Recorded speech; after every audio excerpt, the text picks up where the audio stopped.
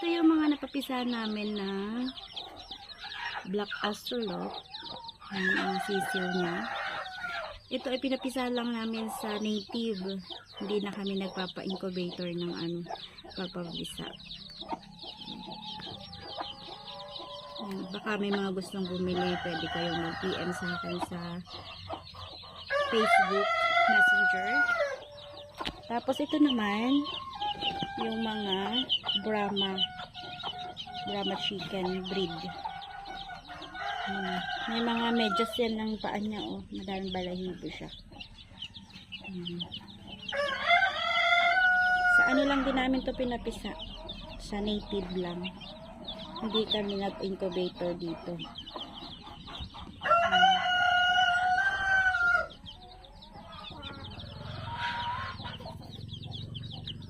Tapos ito naman yung mga nangingitlog ko na black australorp.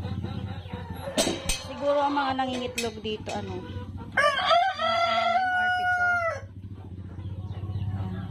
7. Pero sila lahat ay nasa 15. Yan. Tingnan natin kung may ma-harvest tayo na itlog.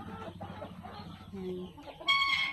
Sa ngayon, konti pala yung na-harvest natin. Minsan 6, minsan 4. Yan, may 2 na tayong itlog na pwedeng harvestin. So, medyo malalaki na siya. Yan. Brown egg to, brown egg. Yan, binibenta ko siya ng per tray. Meron na rin ako ditong mga manok na mga 2 months old na siguro to. Yan. Mga 2 months pa ulit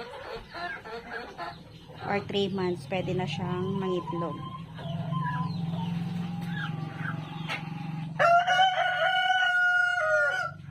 Ang dami na naming papisang manok, kaya madami na ring patuka ang kailangan. Kaya sa mga nagbabalak na mag-alaga din ng black australorp, yan, PM nyo lang ako sa Facebook page. May mga papisa ako dito.